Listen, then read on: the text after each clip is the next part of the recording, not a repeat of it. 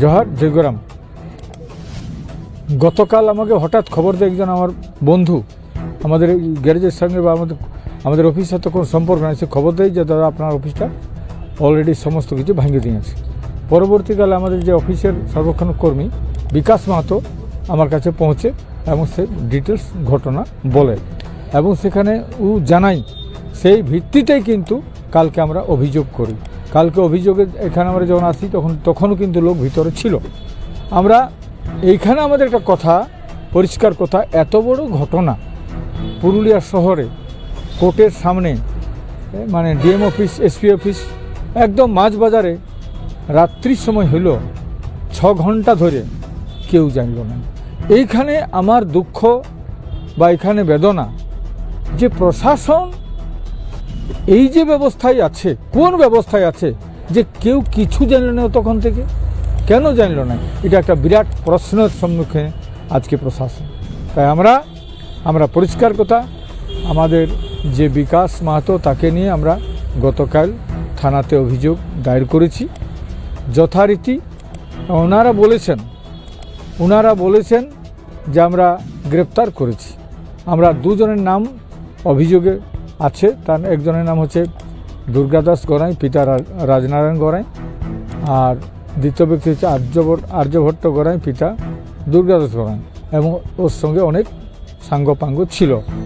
তো ওরাকে আমরা নাম দিয়েছি এবং আজকে যখন ভেতর আসি তখন যারা আরও কিছু আমরা জিনিস দেখি, সেটা বিকাশ মাহাতো ডিটেলস আজকে আবার জানাবার জন্য আমি ওসিকে বলেছি।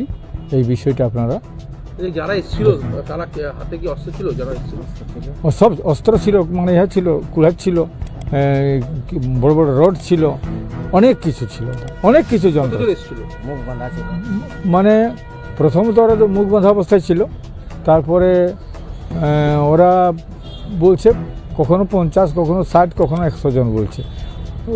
ওকে তো ওকে বাঁধে রেখেছে। তো এতজন মিলে অস্ত্র নিয়ে সেই হামলা চালালো শহর পুরুলিয়া একদম প্রাণকেন্দ্রে, কি বলবেন? এটা কি চোখে? আমি আমার চোখে, মানে কি, এটা যে কেউ বলবে, অজিত মাহাতো কেন বলবে, সবাই বলবে এটা। তাহলে প্রশাসন কি করছিল? ঘুমাইছে? এত নাখের ডোকাই হচ্ছে এরকম ঘটনা, আর কি প্রশাসন চুপচাপ ঘুমাবে?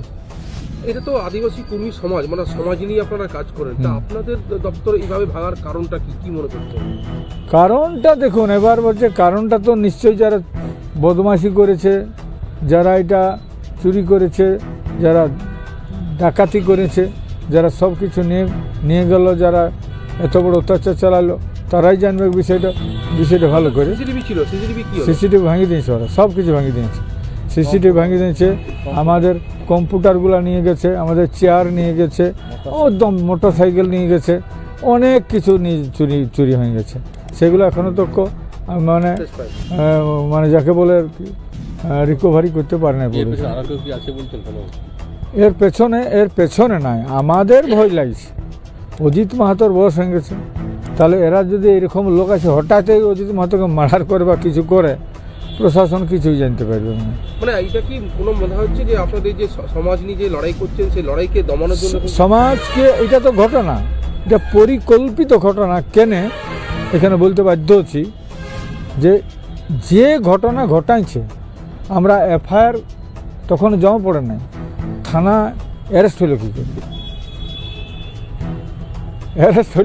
অ্যারেস্ট হয়েছে, কিন্তু আমরা খবর পাইছি এখন আর্যভট্ট গড়াই আমাদের এফআইআর আগেই, অভিযোগের আগেই। তাহলে কি ও কাজটা করে নিয়ে ওখানে গেছে? কিভাবে ওকে জানলো যে এই করেছে? এইখানে একটা বিরাট প্রশ্ন চিহ্ন থেকে যাচ্ছে যে এখানে বিরাট কনস্পিরেসি আছে। সেই কনস্পিরেসি কি, সেটা সবাই জানবে পরবর্তীকালে তদন্ত সাপেক্ষে।